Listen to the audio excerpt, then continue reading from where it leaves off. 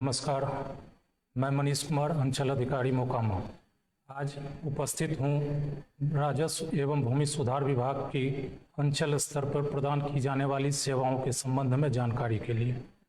सबसे पहले अंचल स्तर पे मुख्य रूप से 3 सेवाएं प्रदान की जाती है। एक आरटीपीएस स्तर से प्रमाण पत्र की सेवाएं, दूसरा राजस्व की सेवाएं और तीसरा आपदा की सेवाएं। तो प्रमाण पत्र के अंतर्गत मुख्य रूप से 5-6 तरह के प्रमाण पत्र निर्गत किए जाते हैं। एक जाति प्रमाण पत्र, आय प्रमाण पत्र, आवासीय प्रमाण पत्र, ओबीसी, एनसीएल और ईडब्ल्यूएस। इसमें जाति, आय और आवास के लिए सेवा प्रदान करने की तिथि 10 कार्य दिवस और ओबीसी, एनसीएल एवं ईडब्ल्यूएस के लिए सेवा प्रदान करने की तिथि 21 कार्य दिवस है। राजस्व संबंधी सेवाओं में अंचल स्तर से मुख्य रूप से म्यूटेशन, परिमार्जन प्लस, एलपीसी निर्गत करना, लगान, अतिक्रमण और भूमि बंदोबस्ती योजना का कार्य किया जाता है। तो सबसे पहले हम म्यूटेशन के बारे में जानकारी प्राप्त करते हैं। आज के समय में राजस्व स्तरीय राजस्व की जितनी भी सेवाएं हैं सभी ऑनलाइन कर दी गई हैं। म्यूटेशन में मुख्य रूप से जो जमीन क्रय विक्रय होता है, बंटवारा होता है, दान से प्राप्त किया जाता है या फिर किसी कोर्ट से डिग्री प्राप्त होने के पश्चात जो म्यूटेशन की कार्रवाई की जाती है, ये 4 प्रकार की मुख्य रूप से होते हैं। सबसे पहले विक्रय पत्र में आवेदक को चाहिए कि वो दस्तावेज के साथ जिससे जमीन क्रय किए हैं उनका जमाबंदी साथ साथ जानकारी रखें, उनका रसीद लगा के आवेदन करें, जिससे कि तय समय सीमा जो 30 से 35 कार्य दिवस है उसके अंतर्गत उनका कार्य समापन किया जाए।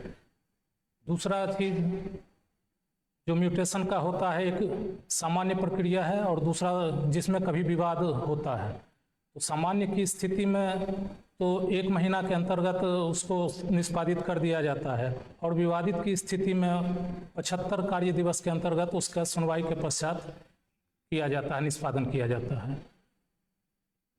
विवादित जमीन में जब आपत्ति प्राप्त होती है तो अंचल स्तर से क्रेता, विक्रेता और आपत्तिकर्ता तीनों को नोटिस निर्गत किया जाता है और विधिवत साक्ष्य के साथ अंचल अधिकारी के प्रकोष्ठ में उपस्थित होने का नोटिस निर्गत किया जाता है और उपस्थित होने के पश्चात साक्ष्य के आधार पर सुनवाई होती है और उसी साक्ष्य के आधार पर जो सही पाया जाता है उसके अनुसार कार्रवाई की जाती है। दूसरा है परिमार्जन प्लस। इसमें रैयत का मुख्य रूप से ज़्यादा संबंध होता है क्योंकि उनकी जमाबंदी में बहुत सारी त्रुटियां रहती हैं, जिसके परिमार्जन के लिए परिमार्जन प्लस पोर्टल का निर्माण किया गया है और ये भी ऑनलाइन सेवाएं हैं। परिमार्जन प्लस पोर्टल पर मुख्य रूप से 2 प्रकार की सेवाएं होती है, एक रेक्टिफिकेशन का और दूसरा डिजिटाइजेशन का। रेक्टिफिकेशन में वैसी छोटी मोटी त्रुटियों का परिमार्जन किया जाता है, जैसे किसी के जमाबंदी में मुख्य जमाबंदी पंजी मूल जो है उसमें नाम कुछ है और यहाँ भूल बस नाम में स्पेलिंग में या कुछ छूट गया है तो नाम में सुधार, खाता खेसरा अगर कोई छूट गया है तो उसमें सुधार, लगान बाय द वे अगर अपडेट नहीं है तो लगान का अपडेशन होता है। ये सारी कार्य रेक्टिफिकेशन ऑफ जमाबंदी का परिमार्जन प्लस पोर्टल पे कार्य किया जाता है। दूसरा है डिजिटाइजेशन ऑफ जमाबंदी, जिसमें किसी कारणवश रैयत का जमाबंदी डिजिटाइज नहीं किया जा सका है।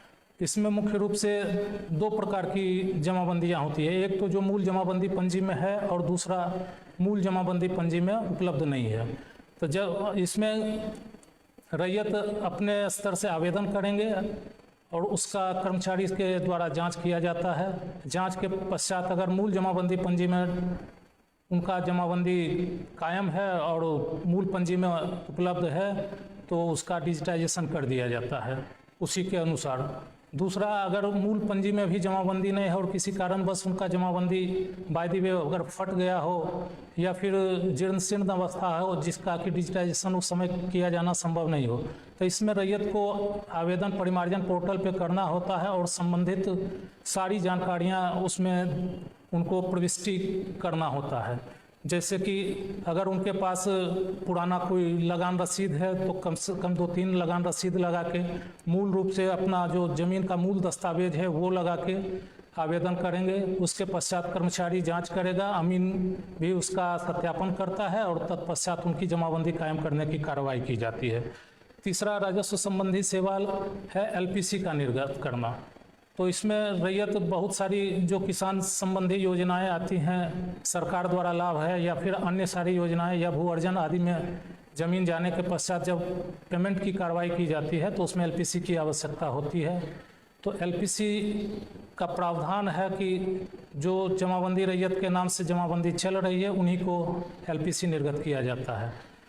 तीसरा है अतिक्रमण संबंधी राजस्व की। तो अगर कहीं सरकारी ज़मीन पे अतिक्रमण पाया जाता है तो बिहार लोक भूमि अतिक्रमण अधिनियम 1956 के अंतर्गत कार्रवाई की जाती है।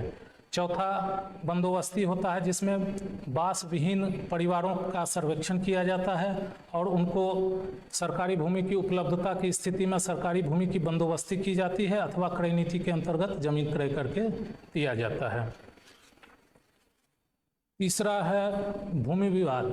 जैसा कि आप सभी जानते हैं कि अंचल कार्यालय में एक भूमि विवाद के लिए अंचल और थाना स्तरीय संयुक्त बैठक की जाती है, जिसमें छोटे मोटे भूमि विवाद संबंधी, जैसे किसी का जमीन नापी से संबंधित विवाद हो, कहीं किसी का रास्ता संबंधी विवाद हो या इसी प्रकार के छोटे छोटे अन्य विवाद हों तो इसका निष्पादन थाना स्तर पर संयुक्त बैठक में किया जाता है।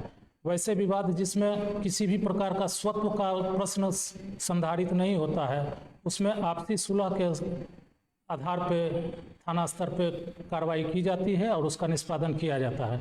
अगर इसमें थाना स्तर से निष्पादन नहीं हो पाता है तो इस मामले को अनुमंडल स्तर पर अनुमंडल पदाधिकारी और अनुमंडल पुलिस पदाधिकारी के संयुक्त बैठक के लिए अग्रसारित किया जाता है।